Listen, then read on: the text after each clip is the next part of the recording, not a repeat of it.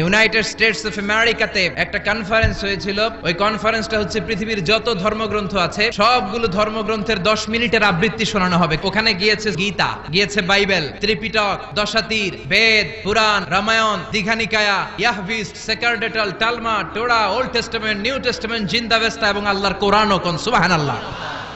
এই কনফারেন্সের উদ্দেশ্য হচ্ছে এইটা চেক করা কোন বইয়ের আবৃত্তিটা বেশি সুন্দর লাগে। সব ধর্মের শায়েকরা, গুরুরা, ধর্মনানকরা আর ফাদাররা আর কারীরা বসেছে। বিচারকের সামনে একটা গ্রিন বাটন, একটা রেড বাটন। প্রথমে ডাকা হয়েছে শ্রীমত ভগবত গীতা। 10 মিনিট পড়েছে, পড়ার পরে বিচারক রেড বাটনে প্রেস করেছে, সময় শেষ, নেমে গিয়েছে। সব ধর্ম গ্রন্থের আবৃত্তি এবং তেলাওয়াতের পরে সর্বশেষে মুসলমানদের ধর্মগ্রন্থ কোরআন আবৃত্তি করার জন্য ডাকা হয়েছে। এসেছে মিশরের কারি আব্দুল বাসিত ইবনে আব্দুস সামাদ। উনি দাঁড়িয়ে রাখেন না, ক্লিন শেভ, পাতলা একটা চাদর আর জুব্বা পরে চলে এসেছে মাইকের সামনে। এসে আউযু বিল্লাহি মিনাশ শাইতানির রাজীম বলে